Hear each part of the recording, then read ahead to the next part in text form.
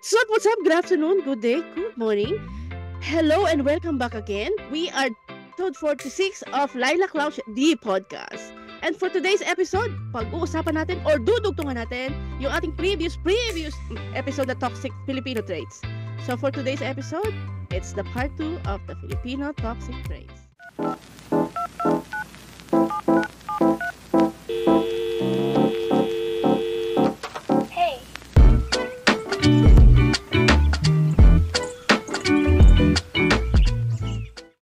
Kapatid, due to insistent demand namin, dahil talagang nakukulangan kami doon sa mga previous episode namin ng Toxic Filipino Traits, meron din kami ritong mga maidadagdag pa. Talagang na-miss namin yung iba pa, lalo doon sa kamag-anak per se na toxic. So, yan, pag kayo may dagdag pa, i-comment nyo lang sa baba yung mga naalala ninyo para matackle namin at saka mabanggit namin. But for now, as per our list, ito yung mga dagdag namin sa Toxic Filipino Traits. Tsaka we need to mention, ito rin yung most viewed sa Spotify natin. Yung episode ng Toxic Filipino Traits. Siguro maraming nakaka-relate. Maraming nakaka-relate. Simulan natin yung mga basic ulit. Although matagal naman na, so I think medyo nabanggit na rin natin yung last time to. Let's reiterate na talagang ang toxic, isa sa number 1 toxic na Filipino trait talaga is yung pagiging on time. Yan talaga, kahit saan mo dalhin, kilala ang Pinoy, na talagang pagdating sa oras talaga. Kaya, di ba, lagi tayo nababansagan, Filipino time. Trademark ng mga Pilipino time. Before siguro sa Pilipinas ako ganun din. Parang alam na natin, pag-uusapan, 5 o'clock, alam mo, 6 o'clock magdadatingan. Pero nung dito na ako ng Singapore, hindi. Pinavalue yung time dito kasi importante yung time ng mga tao eh. Hindi lang ikaw yung meron din sila mga time na sinusunod. So, you have to be on time. Kasi nakakahiya. Doon mo mararamdaman na nakakahiya kasi may nag-aantay sa'yo eh. Before parang, ay, lahat naman kayo sabay-sabay. Parang, asan ka na?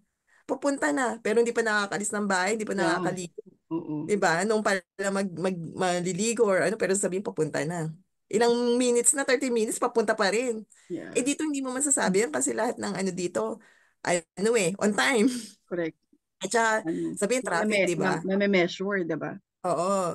Sa atin, pwede mong sabihin traffic kasi given na talaga yung traffic. Eh dito, hindi. Kahit dito, lahat ng, maraming alternative na pwede kang gamitin ng transportation dito. May train, may bus. So, parang wala kang, dahil na traffic.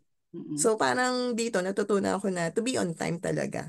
Especially sa church. Kasi sa atin, di ba, minsan sa church, tayo, late na, tapos na yung homily saka basta importante makapag sila ng hostia, pero hindi naintindihan yung homily. Dito, at least 15 minutes nakaupo na yung mga tao, parang pagtitinginan ka kapag late kang dadating, di ba nakakahiya?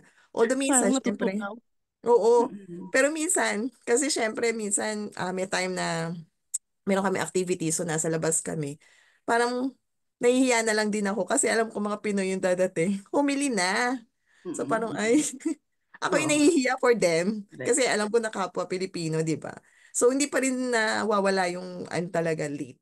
Nakakahiya lang kapag late kasi hindi binavalue yung time ng iba. Di ba tayo pag magta-travel, ang aga-aga natin gumigising. Pero pag magsisimba, bakit kailangan okay lang yan. Hindi tayo maging on time. Wala tayong respect sa sa oras ng ibang tao. Ibang tao, yun yung Kasi lesson talaga sa akin yun, yung isang CIO na talagang pinaantay kami ng ilang oras dahil late kami ng few minutes lang.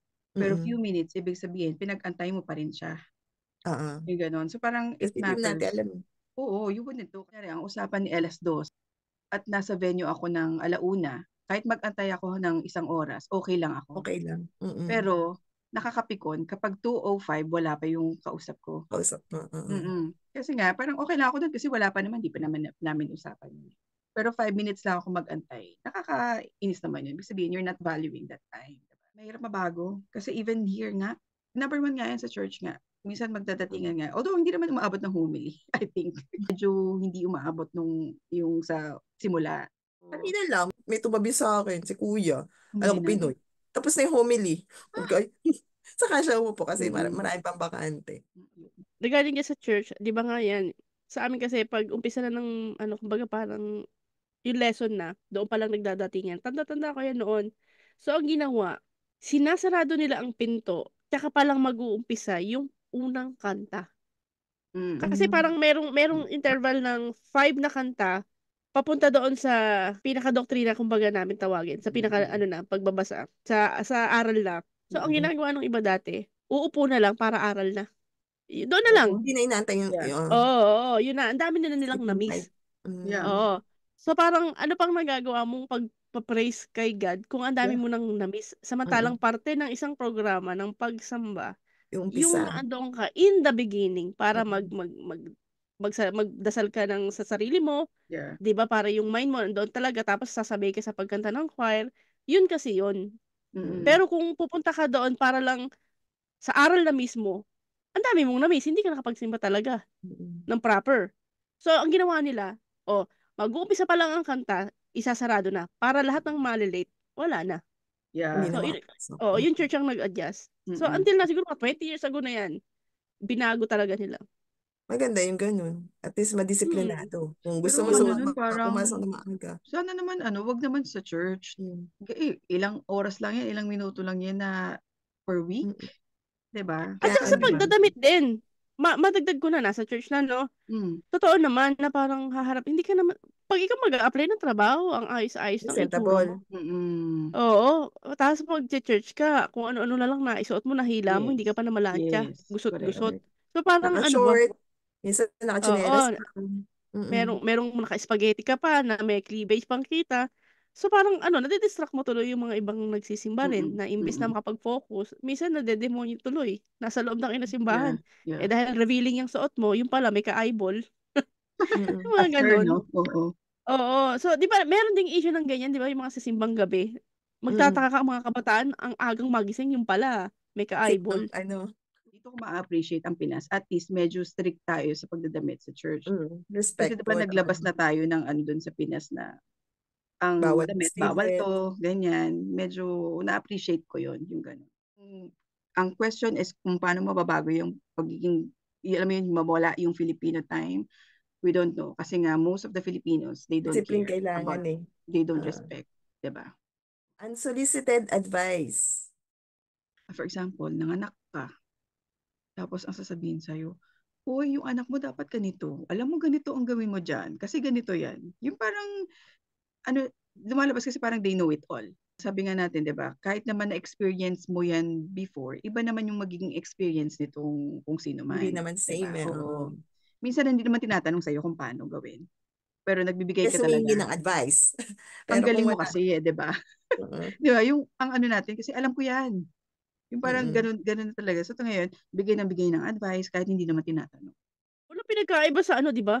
Uy, mag-asawa ka na. Oo. Tumatanda ka, yung ganyan. Ay, naka.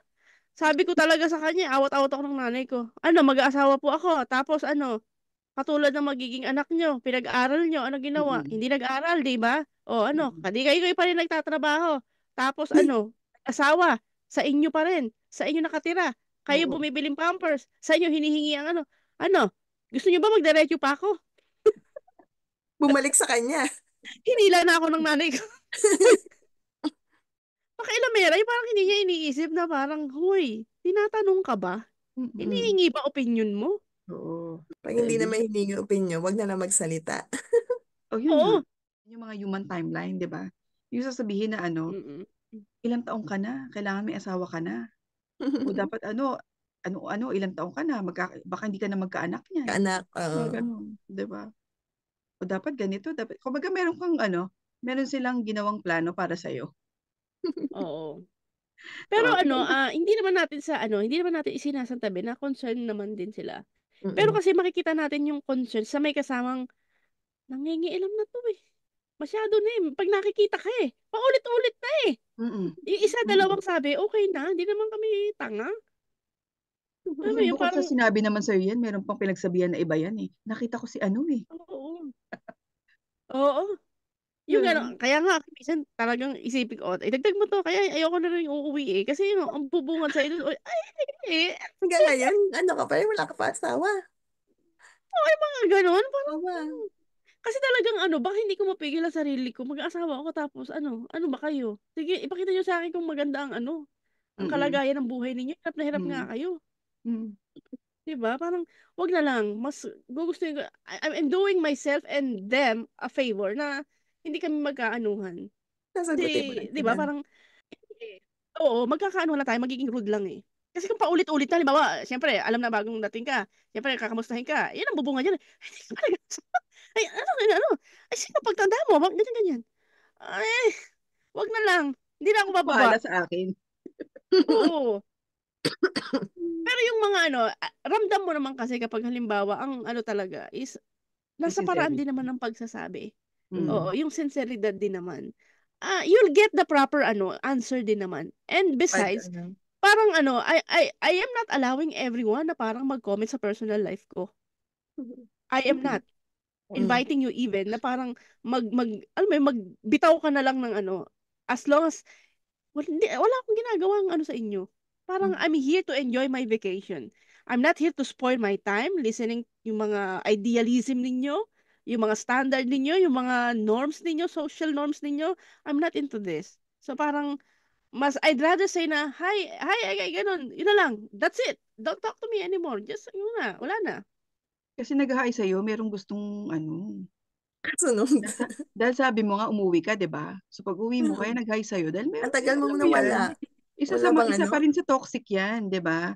Yung Ah, nag-e-expect na dapat meron kang iaabot. Lalo In na the pag first day, galing ka wala ng namang ibang pinadala bansa. nung umalis ka. Oo. mm. Kaya mag-expect ng pabalik. Oo, 'di ba? Hindi ka man lang "Uy, good luck sa'yo ha," ganyan. Wala man Siguro ng baka ingat pag alis o ano. wala, hindi ka nga kinamusta nung na Mm. ano ka na, "O kamusta diyan, naka-settle ka na ba, naka-ano ka na ba, Mm. okey ka ba Hindi, pag trabaho-wise?" malamang pauwi ka na doon, mangangamusta. Oo. Mabubuhay.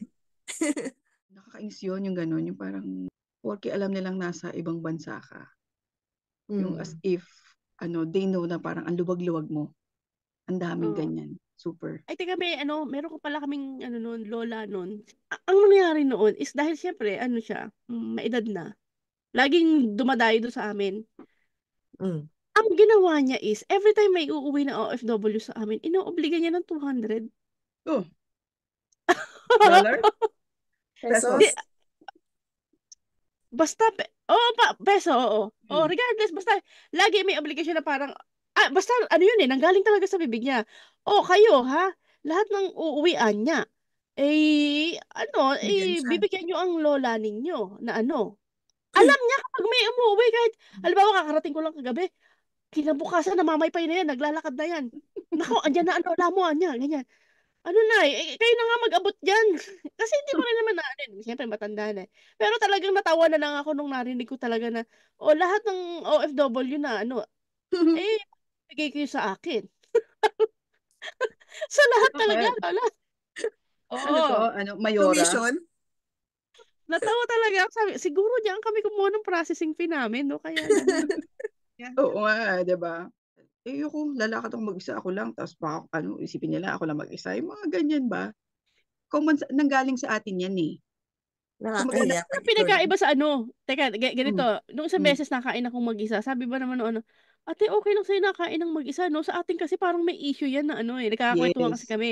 Oo, Oo, sabi ko, kahit kailan hindi ko naging issue kumain ng mag-isa sa food court, same, tsaka sa mall, same. o sa Oo. masarap kaya kumain ng mag-isa na wala kang kausap na ninanamnam mo lang pagkain mo. Oo, Diba? dumating din Never ako yan sa point na nag-exist gano'n. talaga. Even movie, nakapanood na ba kayong movie mag-isa? Oo naman! Yes, O nakapanood hindi din ako naman. movie mag-isa.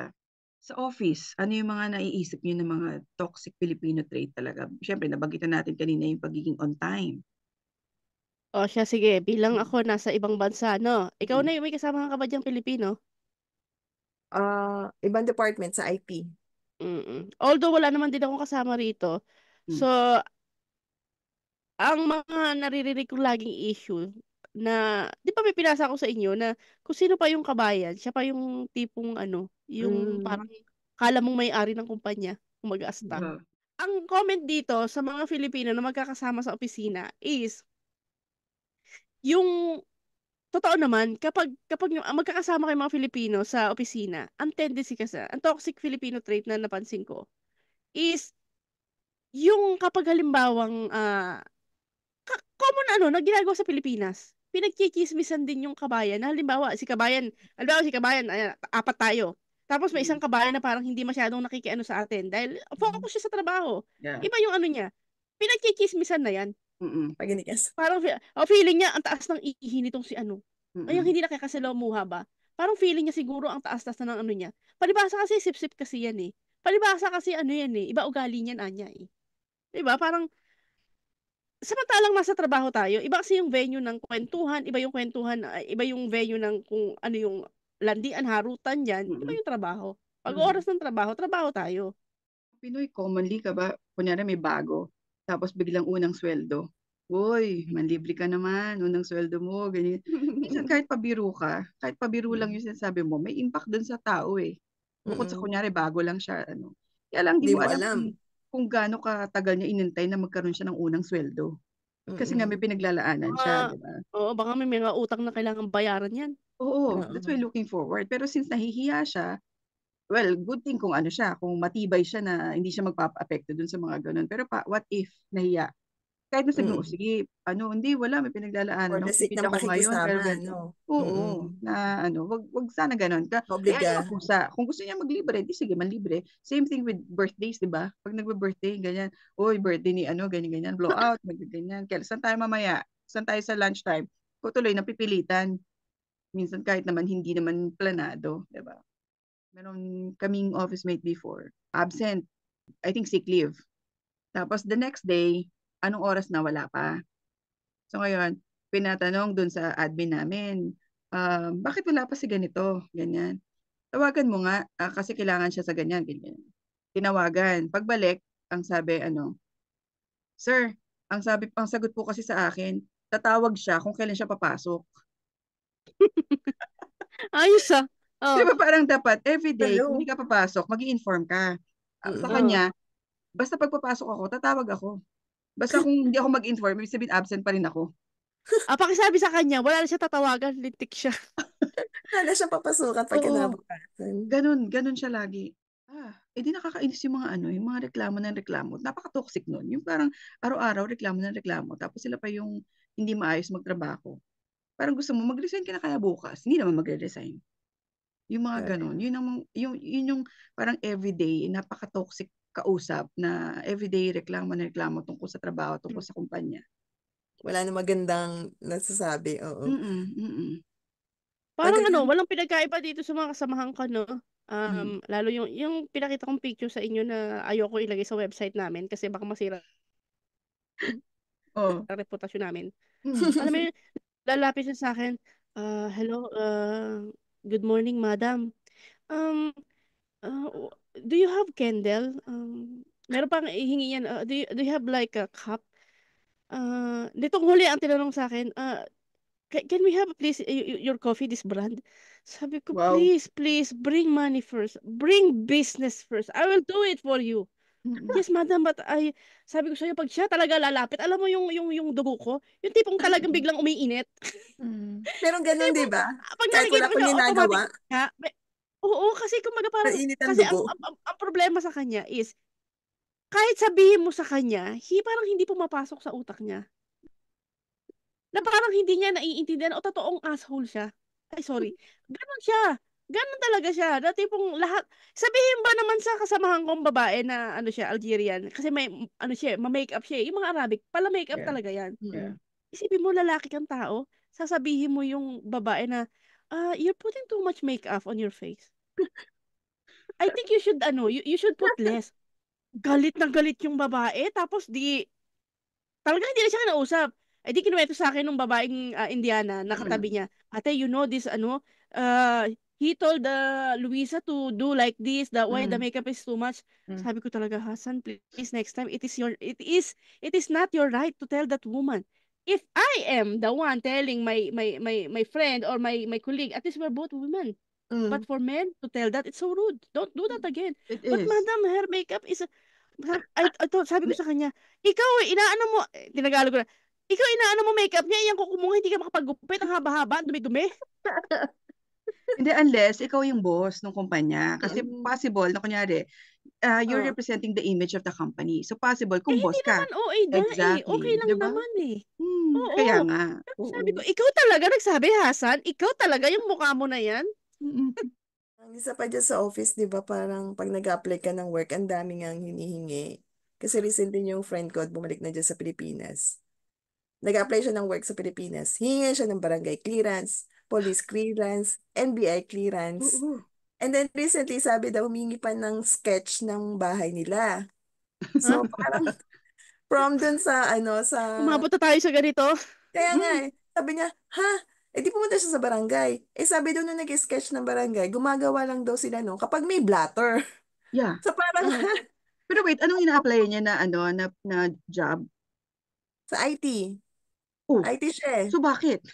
Kaya nga Kaya nga nagtataka siya. Sabi ko, mayroon pang sketch ng bahay na kailangan.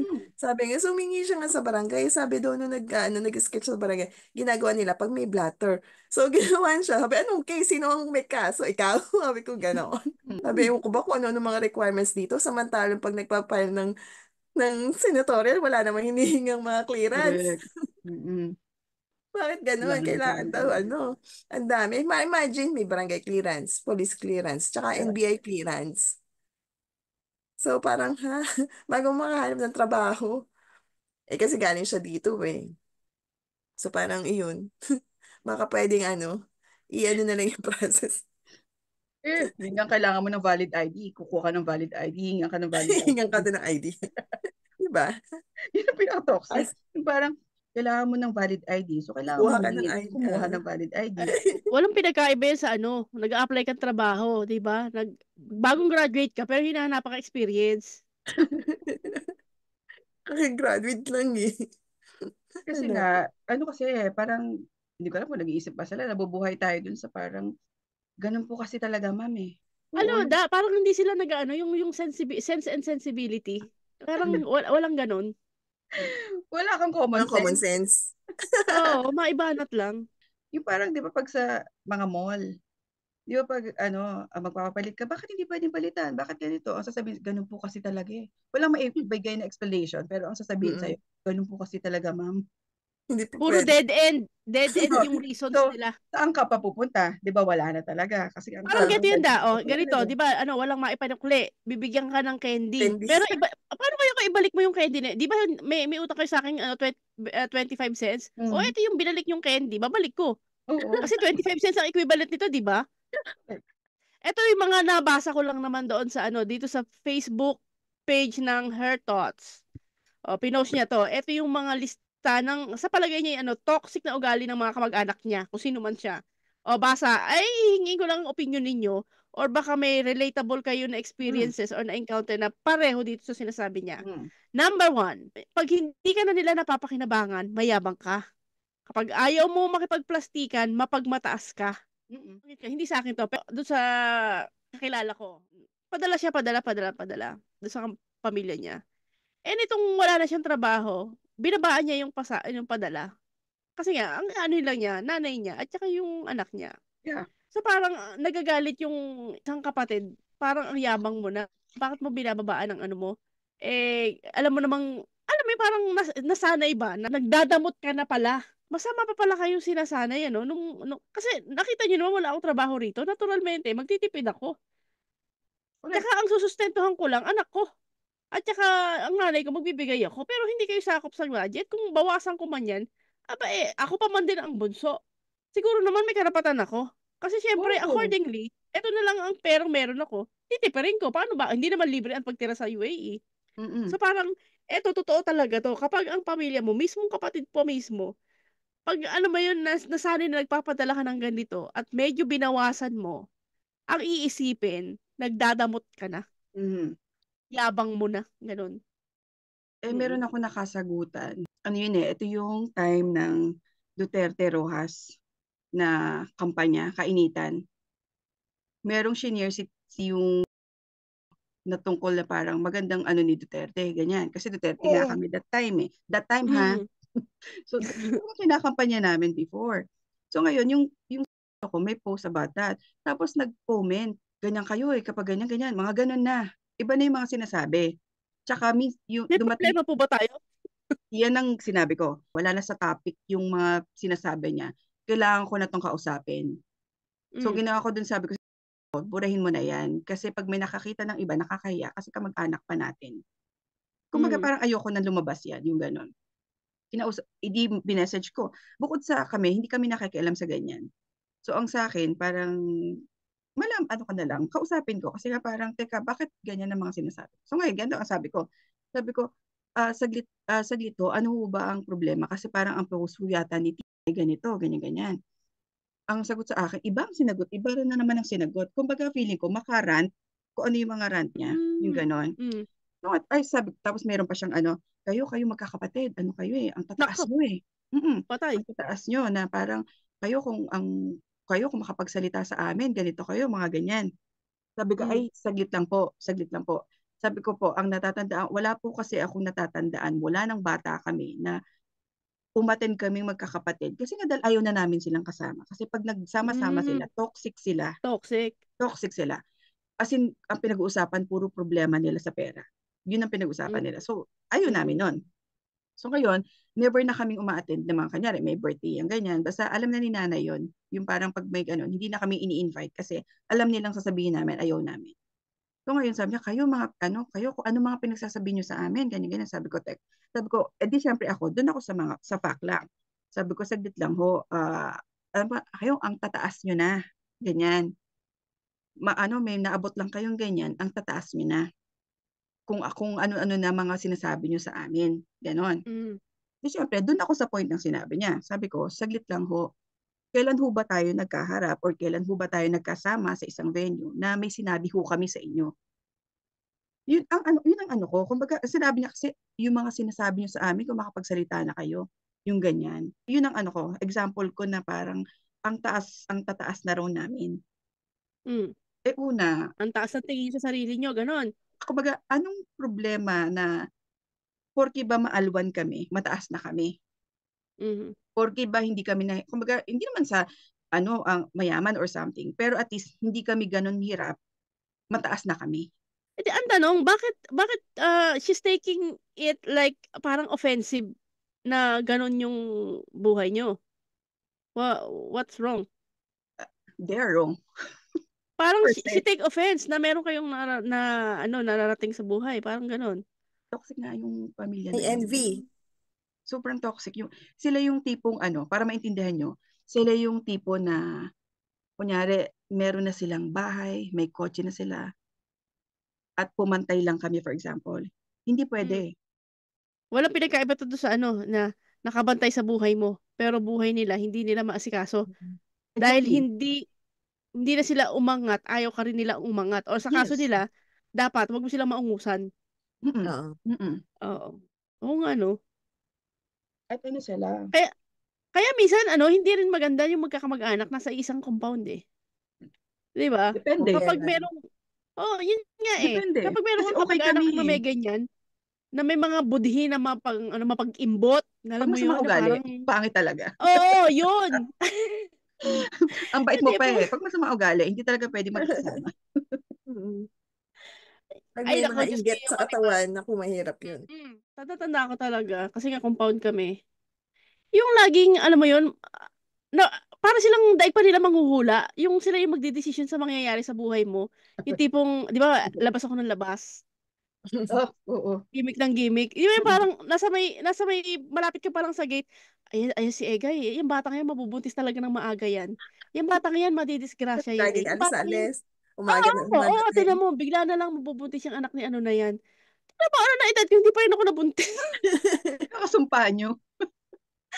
Ano problema ng mga to? Yung tipong, ayun, yung mga bully ng mga kamag-anak, ng mga lola, mga talagang naranasan ko yan. Na tipong kapag ikay nangatwiran, ay ikaw pa ang bastos. So parang pag alam mo na pag-iisip-isip ko talaga, yung tipong mahirap talaga yung walang pinagkakaabalan sa buhay. Yung tipong ang nakikita mo yung dumadaan, yung kinakaya mo, yung alam mo hindi ka papatulan, yung alam mo na magsalita ka, bastos ka. Ikaw, yung anak ni baby, bastos yan eh. Nasagot eh. Nasagot. Ay, sasagot. Ikaw pa naman sabihin, yan eh, buntis yan eh. Ito mo, nananaba eh. Nananabaan niya. Dapat ka ma-offend ako. Hindi ba pwedeng chubby lang? Alam mo yun? Parang, pag iniisip ko talaga, kawawa talaga yung mga teenager na dumaan sa gano'n. Yung may pinagdadaanan na, yung identity mo, Mm-mm. syempre kinikilala mo sarili mo, Mm. tapos syempre halimbawa, hirap ka pa sa buhay, ang tatay at nanay mo may pinagdadaanan din, tapos may mga kamag-anak ka pa na araw-gabi ang pinag-uusapan, kailan ka mabubuntis. Yan, hindi makakatapos yung mga anak ni ano na yan. Oo nga. Kaya naman ang nanay ko talaga, mas lalong nagsumikap yun na parang igapang talaga. Mm. Sabi ko nga, lumaki kami na talagang punong-puno kami ng bashing. Noon pa man, usong-uso na talaga Hindi bashing. talaga na ang term, Oo. As pero in, yun na yun. pero sa panahon kasi, wala kaming nararamdaman na galit or tampo or poot na parang kasi hindi naman naging malupit sa amin ang buhay. Parang after Correct. all, nagpapasalamat pa nga kami na ginanon kami. Kasi nga, mas lalo kaming na-challenge na ipapatunayan namin na hindi totoo yung iniisip nyo. Na Mm-mm. ganito na nga ang buhay namin. Gagayahin pa namin yung nakikita namin at iniisip ninyo, eh di nanalo kayo. Tama kayo. Correct. Sa totoo lang, kung may mga kamag-anak na nakakarinig, please, huwag kayong masyadong sa mga kabataan ngayon. Kasi yung mga Mm-mm. yan, may mga pinagdadaanan yan. Tapos, dinadagdagan nyo pa ng nakaka-depress talaga. Baka Mm. alam mo yung kung ako si Raulong bata noon, alam mo yung kung may baril ako kung baka alam mo yun, nagpaputok na ako doon ng nagratrat na ako mga Mm. ganun. Kasi hindi nyo alam kung ano pumapasok sa utak ng isang tao, lalo na't ikaw ay inaagarbyado at saka binubuli ng paulit-ulit na wala namang ginagawa sa inyo. Wag ganoon, yung mga kamag-anak natin na dahan-dahan kayo sa pagsasalita. Dahil sa panahon ngayon, sabi nga, hindi mo kailangan ng sword, ng espada para makapanakit. Magsalita ka lang ng hindi maganda, tumatagos pa at hindi Oo. nakakalimutan. Totoo to, kung halimbawa, magkakaaway buong taon tapos bati-bati tuwing Pasko. Tapos magsisiraan uli sa susunod na taon. Ay, Kasi naku. kami, may Parang lahat may reunion kami example pag yan. Mm. may year-end kami mga reunion. Paniwala ka ang reunion namin, magkakapatid sila, nag-aaway-aaway sila. Oo. Hindi sila nag-aanuhan talaga. Mm. Parang natatawa na lang ako. Kumbaga parang sabi ko nga, di mo na lang sila iisipan na Kumbaga, yun lang siguro talaga yung nakalakihan nila. Kumbaga, yun na rin yung nakagis na nila. Yung ganong Mm. klase ng pag-uugali na, Mm. alam mo yun, kasi yung komento ng isa, pag hindi mo, parang hindi mo pinagbigyan, sa simpleng laro lang ha, may suggestion yung isa, halimbawa hindi nasunod, magtatampo na yung isa, yayakagin na yung pamilya, uwi na tayo, wag na tayo sumali dyan, yung mga ganon. Oo. Oo. Na parang mismong program, wala na, hindi na mag-uusap yun. So parang sabi ko nga, mahirap talaga kapag halimbawa, yung nakagisnan mo ganoon ang kultura at ino-normalize mo. Ang Mm. nakakalungkot lang yan, kapag yung ganoong ugali, naipapasa mo doon sa mga anak mo, Anak. na alam mo yun, na-adapt din nila. So nagiging toxic din sila doon sa susunod na henerasyon nila. Di Mm. ba naalala mo pag halimbawa may kaaway na isa ang anak, halimbawa away bata, susunod na magkaaway na magulang na. Mm. 'Di ba? Kasi nga, Mm. na napupunta na yung usap palibasa kasi ganyan ka sa So parang magagalit talaga yung isa kasi ni-provoke mo. Mm. Whereas kung halimbawa, itatanong mo, sino ba nag-umpisa? Paano ba yung anak ko ba may kasalanan? Kasi dapat ang unang mong tanong, may ginawa ka ba para awayin ka niya? Kasi Yeah. ang nangyayari kasi parang, ba't mo inaaway yung anak ko? Siyempre, Hindi mo inaalam naririnig kung mo anong naman, punot dulo. hinihiyawan mo yung anak niya, magagalit din. Kahit na Mm. parang siya galit. So, parang, ba't mo hinihiyawan ang anak ko? Anong karapatan mong hiyawan ang anak ko? Yung mga ganon. Yeah. So parang hindi tuloy nagkakaroon ng area or parang venue para magkatanungan, ano ba nangyari muna? Mm. Bago away ng bata hanggang ang magkaaway na yung nanay o kaya yung tatay Gulang. na, damay-damay na. So Mm. dadaan Mm. sa hindi nagpapansinan.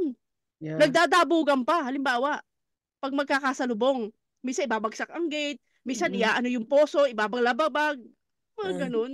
Ang toxic. pinto, pagsarado ng pinto. Oo, minsan papatugtog, lalaksan din ng isa patugtog. Mga Mga, ganun. mga dabugan. Oo. Halimbawa, Mm. may binili kang appliances. Maririnig mo bulong-bulungan, pangit naman ng brand. Mamurahin Oo. lang naman pala. Oo, kasi hindi lang nila kaya bumili, no? Kaya may ganon. Ay, nako. Inggit kasi. Mm. Oo, parang nakakatawa na Pasira. lang talaga. Yung tipong may mga ganun talagang tao na Eh, Hindi wala masaya eh. for you. Oo, parang intindihin mo na lang na hanggang doon lang inabot yung kakayahan nila na mag-isip ng Hmm. Mm. ng maayos. Yeah. Kasi hindi pa talaga uso ang multivitamins that time, no? So, kung ano-ano lang nakakain. Yun Like, talaga, anything ang talaga lang, na ang yung makita mo sa kapitbahay mo, tapos inaano mo, dahil wala ka na lang masabi, dahil hindi ka makabili ng gano'n, siraan mo na lang. Siraan Inutang mo na lang lang. naman yan. Tapos Inutang lang yan. crab mentality nga, di ba? Ibaba mo na lang. Ay, No? siraan mo na lang. Hilahin mo na lang pababa. Hindi naman inutang okay. lang yan. Pangit naman yung brand na yan. Ay, naalala ko dito dati, binili akong TV. Dito na ha, hindi ko siya mag-alak. Pero na-hurt lang ako kasi bumili ako ng 32 inches ng, ano ba brand nun? Parang LG or ano. Bumanat yung kasama ko sa bahay na medyo may edad na parang, ang pangit na brand yan. Hala, hindi ko talaga napigil. Sabi ko, talaga lang ho ah. At least ako nakakabili. Correct. Kayo ba? Oo. Ang sakit na parang, uy, ingat ka naman po. Kasi parang unlikely naman na magaling pa sa inyo. May edad na kayo, pero ganyan pa rin kayo mag-isip. Bata lang. Parang ang pangit naman ng brand na yan. Sana sinabi yung sa likod ko na lang, parang hindi ko narinig. Although, na-appreciate ko naman harapan. Pangit naman na brand niya yan. Ay, ito ho ang pera. Kayo na po mag-decide kung anong brand. Pakikabit na rin ho, ah. Hindi niya alam. Ano ba? Yung sa elevator. Yung nakakasabay namin ni Warren. Na, ano to? Yung operator ng elevator. Dahil nga, ano tayo spoiled tayo as Pinoy di ba? So, yung elevator sa SM, merong operator. Hindi tayo nagpipindot. Eh, biglang merong sumakay din na isang elevator girl din. Tapos tinignan niya pala ulo hanggang baba yung kasama niya. Tapos sabi niya, kami ni Warren, nasa likod lang. Tapos sabi niya, bago uniform mo? Oo. Ayoko ng mga tao talagang tinitingnan ng mula ulo hanggang paa. Eto, tapos ang sunod na sinabi, hindi bagay sa'yo. Kaloka. Ano sinagot ninyo? Ano sinagot ninyo? Looking forward kami makababa. Kasi kami dalawa, naggaganyan na lang yung ano namin. Tumataas na ng balikat namin. Tawang-tawa kami. Tawa-tawa kayo? Pero maganda naman doon sa isa. Okay naman. Uniform lang siya. Okay naman. Kumbaga, so may pumasok na may pumasok na bitsesa. Oo. Kasi ano bang kailangan ibagay sa uniform? Kumbaga, uniform siya So, ano ba? Wala naman kaming choice uniform siya. Exactly. Ano sinagot yung binigay ng kumpanya? Ano sinagot ng isa? Wala. Kasi nga ano lang siya. Kumbaga parang, siya yung mayumi na ano. Oo, parang sabi niya. Baka hindi na lang niya pinansin. Parang hindi kita papatulan. Kami na lang yung parang, kasi hindi kami pwedeng tumawa kasi hindi pumatol yung isa. So kaming dalawa, sana baka baba na tayo kasi kami pigilan tawa. Ewan ko lang siguro kung ako nandun, baka hindi ko mapigilan bibig ko. Parang ganda mo, te, ha? Ganda mo. Ganda mo. Tawa kami talaga. Pag naiisip namin yun, grabe talaga yun. May mga ganun kasi, diba? Yung ganun yung toxic behavior talaga na feeling mo kasi nakasanayan mo na okay lang naman sa'yo na sabihin yan kasi nakasanayan mo na. Pero sa iba, hindi siya okay. Hindi siya maganda. Yung halimbawa may inumpisahan kang negosyo o kaya anything na, ano yung pinagkakaabalahan mo, venture, o katulad ng ganito, na parang yung mga kamag-anak mo, imbis na sila yung magsuporta, sila pa yung mismong hindi maniniwala sa'yo. Diba? Kaya nalulungkot ako. Totoong suporta na mas nakikita mo pa yung suporta ng ibang tao kaysa doon sa mga kamag-anak mo na parang hindi naman magtatagumpayan, hindi naman magsasucceed yan. Tingnan mo, wala rin yan. Oo, correct. Na parang nag-hope na mag-fail ka. Nag-aantay na mag-fail ka anytime. Totoo yan. Parang in-expect ko na hindi yan magpo-progress. Di ba nga sinasabi na kapag ang kaibigan mo or yung pamilya mo ay nagsimula ng negosyo, huwag kang humingi ng discount. Suportahan mo, pero wag mo, kumbaga, kung bibigyan ka ng discount, magpasalamat ka. But don't force it. Kasi nga, dahil nagsisimula yung mga yan. So, it's same thing with that. So, whether may makita sila na magandang product mo or hindi, pero sinuportahan ka, 'di ba? Mas masarap sa sa pakiramdam. Kasi nga parang wala ka pa man nakikita sa kung ano man yung ginagawa mo or binibenta mo, pero sinuportahan ka na from the start. Then mas sweet 'yon for me naman. Magkaiba nga tayo, pero yun yung sa akin. Eto, number 8. Yung kapag mas pinili mong manahimik or mag-disconnect sa kanila para mas mapayapa ang buhay. Sa kanila, nagmamataas ka na agad. Ayaw nila ng masaya. Gusto nila makipag-away. Yeah. Pero ako, nakaka-relate ako doon. Halimbawa, may mga kamag-anak kami na parang pinili na lang na lumipat ng lugar. Bumili ng lupa sa ibang lugar kasi nga toxic na nga naman. So, mas nauunawaan ko na bakit mo nga pala titiisin yung ganyan toxic. Sige, kamag-anak mo yan, masaya, kapatid mo. Pero kung most of the time naman is nagkakaaway kayo, hindi kayo nagkakaintindihan. Di ba nga sabi ko, kami magkakapatid dito, 4 na kami, pero hindi kami magkakasama sa isang bahay. Ibig sabihin kasi, ino-honor namin yung isang malaking katotohanan na hindi kami pwede sa isang bahay. Dahil kami, pare-pareho kami may mga personalidad at may mga kanya-kanya kaming gustong gawin na hindi naaayon sa isa. So parang, wag nating pilit. So magkita man tayo, it's because it's the charm of distance na kung tawagin. Dahil namimiss natin ang isa't isa. Mas mainam yung gano'n na nagkikita tayo dahil gusto natin. Hindi yung nagkita tayo kahit ayaw natin kasi isa yung bahay natin. Nagkakasilipan eh. 'Di ba? Hindi maitatanggi na talagang magkakaroon ng friction at magkakaroon. So in the end, hindi magugustuhan ng magulang mo na nagkakagulo kayo. Lagi namin sinasabi sa nanay namin, huwag niyong ipilit na magsama kami sa isang bahay. Hindi kami 4 na batang musmos na nakagawian ninyo na pwede niyong Yeah. sabihin na, oh, huwag kayo maghiwalay, oh, yung kapatid mo, ganoon. Hindi ganoon eh. 4 na individual kami, may sarili kaming mga ugali, magkakaiba. Hindi kami pwedeng pag-isahin sa isang bahay. Yeah. So, dapat maunawaan nyo na kung hindi kayo magkasundo sa isang bahay, huwag nyo ipilit. Mas okay kami na magkakahiwalay, na magkikita yun. Okay na yun. Diba? Yung sinasabi mo, yung parang i-distance mo yung sarili mo para lang makaiwas ka, para tahimik na lang. Sila hindi. Sila kasi, social media ang ranta nila. Sama ng loob, lahat ang buhos nila sa social media. Mas natutuwa sila na nakikita ng kamag-anak nila. Baka kailangan nila ng reality show, bagay sila. Yung respeto nila, base sa kung may pera ka o wala. Kilala ka lang kapag meron ka. Kapag wala, tae ang tingin sa'yo. Naalala ko talaga dati. Dahil kami yung pinakabata sa buong magkakamag-anak, by dugo.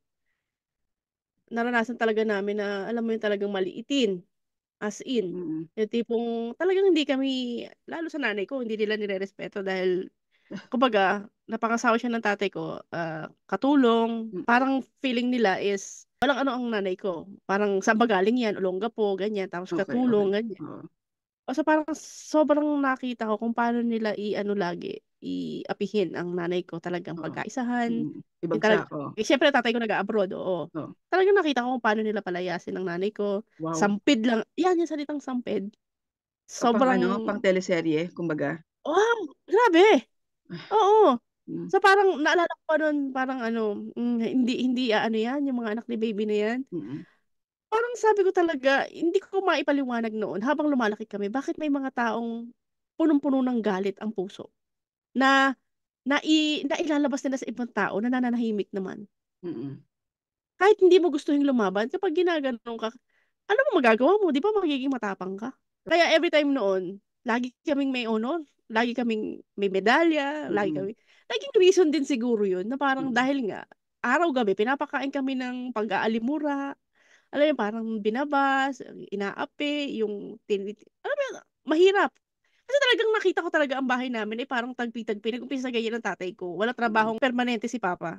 Tapos lagi pa silang nag-aaway. Para lumaki ka sa ganong katoxic na Tapos ang nanay ko laging umiiyak yan dahil binubugbog, mga ganon. Yeah. Kasi nakapisan sa pamilya nila Papa eh. So, nung eto parang lumalaki na kami. Parang, syempre, umiiba na yung nila. Na, syempre, lahat abroad na eh. So, makikita mo talaga yung malaking kaibahan na kapag, halimbawa, pag maliit ka at wala ka, may tendency talagang api-apihin. Kasi parang feeling nila, ano ba magagawa mo? Wala ka naman eh. Pero masakit lang, yung may mga kamag-anak na ganyan at alam nyo may mahirap sa pamilya ninyo, huwag yung ganunin. Mahirap, masakit. Kasi, mahirap na nga sa buhay, tapos dinadagdagan nyo pa na lalo nyong binabaon, lalo nyong idinidiin. May mga damdamin yung mga tao na yan. So, kung wala na rin lang kayo sasabihin doon sa tao, huwag nyo na lang kausapin. Huwag na lang kayo magsalita. Kasi hindi nyo alam yung pinagdadaanan ng tao. Nakakadagdag kayo doon sa bubog ng tao na lumalaki na yun na hindi nyo alam. Baka paglaki, balikan kayo niyan. May bubog din pagbalik sa inyo. Kasi, at least, lumaki kami na hindi namin, alam mo yun, hindi namin kinip yun. Hindi namin siya talagang itinanim. Kumbaga, hindi kami nagtanim ng galit. Kumbaga, naintindihan namin kung ba't sila ganun. Parang mahirap nga naman ang lugar mo ganoon na kayo nga magkakapatid nag-aaway eh. How much more kung kami mga nyo lang naman. Kumbaga sabi nyo nga sampid kami. Pero, tinan mo ngayon, kumbaga parang kami ngayon ng somehow, nakakapag-abot sa, Kanila, pag may no? marinig kami doon na may sakit, matik yan, Nay, bigyan nyo sila ng 1,000 doon. Si Mm. Marvin pag-uwi, bibigyan kada pinto yan, yung matatanda ron, may bigas yan. Kumbaga parang, buti na lang din, hindi talaga kami hinayaan ng Panginoon na magtanim talaga ng ano, dahil sa, kahit sa pinagagawaan nila. Pero please, wag kayong ano, wag, sa may mga kamag-anak na may mahirap na ano, wag niyo silang apihin, please. Wag naman. Mahirap, mahirap na eh. Mahirap na yung buhay itself, lalo niyo pang pinapahirapan. Wag naman. Pero gaano kalaki ang tingin nila sa sarili nila para may ganong Minsan, eksena, no? iniisip ko nga, mayayaman ba to? Hindi rin lang naman. Parang feeling ko, Exactly, yun ano nga to? yun, 'di ba? Yun nga yung pinagtataka ko eh. Ano Kumbaga ba? hindi na nga. Nasa telenovela ba kayo? Ano ba? Kung maliitin niyo yung tao, eh wala rin Oo, naman pala kayo eh. yeah. Yeah, we're not Pare-pareho lang saying naman. naman na 'pag mayaman na, eh, may karapatan na, 'di ba? Pero ang sa'kin lang, parang Exactly. wala na nga, mapagmataas pa. So, saan nalalagay, 'di Yes. ba? Totoo yun. Yung time yung ultimate, ano, yung parang ultimate teller ng ano, Seller. ng truth Mm. teller. Oh, yan. Nakikita namin na kung bakit sila ganun is meron silang problema sa pagkatao nila na parang hindi kami hindi kami pwedeng makakita ng masaya. Dapat pare-pareho tayo miserable. Mm. That's Hindi pwede. toxic. Dapat That's the real pare-pareho toxic. tayo. Oo. Kung masaya kayo, dapat hindi. Babalahan ko kayo ng, hoy, ano kayo, babash ko kayo, ganun. Para pare-pareho tayo miserable. Walang sasaya sa looban na to. Okay? Hindi, walang puwedeng maging successful. Hindi pwede, Yung pa, sama-sama lahat. oo. One for all, Oo. all for one. Naalala ko pa dati, sa totoo lang. Kasi mahilig ako magtambay nun sa bubong. Kasi Hmm, matagal noon pa mapangarap na ako talaga. Ako nag-aayos ng hmm. antena. May isa kaming kamag-anak na parang sabi, nag-uusap sila bintana, sabi, kasi sila yung nakapagpataas sa ulo ng bahay. Nakapagpa second floor. Oo. Narinig daw anya ng nanay ko ng usap. Eh, parang kuya, ba't mo tinaasan yung ano, parang yung bintana, inano mo, parang pag nagpataas si kuya, anya si kuya boy. Mm. Kailan pa yan? Hindi na magpapataas yan. Parang gumanon. Grabe. Oo. So Mm. parang, so anong tumaas yung ano, o paano na? Aming mga tagapakinig at saka mga taga-subaybay, parang radyo lang ah. So lahat naman tayo talagang may naranasan tayo ng toxic ano, kamag-anak traits. Unfortunately, lalo na naman sa panahon natin noong mga bata tayo. Kasi nga yun yung nakagisnan siguro nila. Nakakalungkot lang kung halimbawang naging effect nun sa pamumuhay ng tao na naging bully noon, na may binuli na tao na ngayon, baka nagbi-bleed na rin siya ng ano, parang inaway niyo ako, inapi niyo ako. So, ang tendency, siya rin yung mga api, binabalik Yeah. niya. 'Di ba? Parang gumagante. Yun yung ano doon eh, yung bubog doon eh. So, kumbaga, kung tayo may mga kamag-anak na ganito, lumayo na lang kayo, wag niyo na lang intindihin. Hayaan yung tadhana ang humatol sa kanila kasi sa sitwasyon namin talagang nakita namin kung paano kung yung tadhana ang ano, ang umikot. Totoo talaga yun, bilog ang mundo. Yeah. Umiikot talaga. Yung dating minamaliit kayo, nasaan na kayo ngayon? Yung dating nang-aapi kayo, anong nangyari sa inyo? Yan yung nagmula talaga sa akin na kahit anong mangyari, huwag kang mang-aagrabyado, huwag kang mang-aapi lalo na't wala namang ginagawa sa'yo. Hindi man sila gumante, tadhana ang babalik sa inyo. So yung mga, pero matuto rin tayong magpatawad at kalimutan natin. Kumbaga parang, kung wala namang ano sa inyo nangyari, eh hayaan nyo na sila. Basta sa atin, wala tayong ginawang masama. Kahit ginano nila tayo. Manatili tayong mabait, maunawain, mapagpasensya hangga't maaari. Pero may limit ha. Lalo sa sitwasyon ko talaga, depende ang pagiging mabait sa pagiging tanga na. Kasi minsan ang pagiging mabait, iniisip, stupido ka na. Kaya lalo ka pang inaano. Mm. So doon sa mga kamag-anak na may pagkabuli at saka yung tigil-tigilan nyo na, ang tatanda nyo na. Konti na lang yung panahon natin sa mundo, tigilan nyo na. Kung wala kayong pinagkakaabalahan, kundi tingnan ang pamumuhay ng kapitbahay ninyo, ng kamag-anak ninyo, sus Mariosep, hindi nyo alam kung hanggang saan na lang ang hininga ninyo. Baka sa susunod yung taong binubuli ninyo, yan din yung magbibigay ng pera pang pa-ospital o pang dugtong ng kamag-anak ng buhay ng kamag-anak ninyo. Kaya tigilan nyo na yan. So yung may mga kamag-anak din naman na nakakaranas ng pambubuli, ipagpasa Diyos nyo na lang sila. Buhay ang Diyos, gising gising ang hustisya. Alam ng Diyos kung sino yung may ginagawa at walang ginagawa. Mabigat ang topic na to kasi talagang bawat isa sa amin may mga naranasan kaming ganyan. So, manatili tayong yung hangga't maaari, maging mabait lang tayo. Ako hindi ko naman sasabihin na talagang mabait ako, pero sa pag-edad ko talaga ngayon, na-realize ko talagang pipiliin mo na lang talaga ang papatulan mo. Kasi merong may gumagante para sa sa mga naaapi. Yun ang masasabi ko. Yun. So, with that, thank you sa inyong pakikinig at sa panonood. Hindi ko alam kung may mababawas dito kapag after mapanood.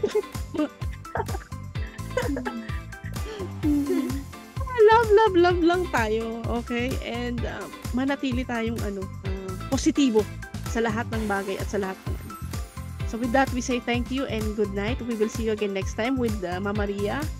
And God bless us all. Good night.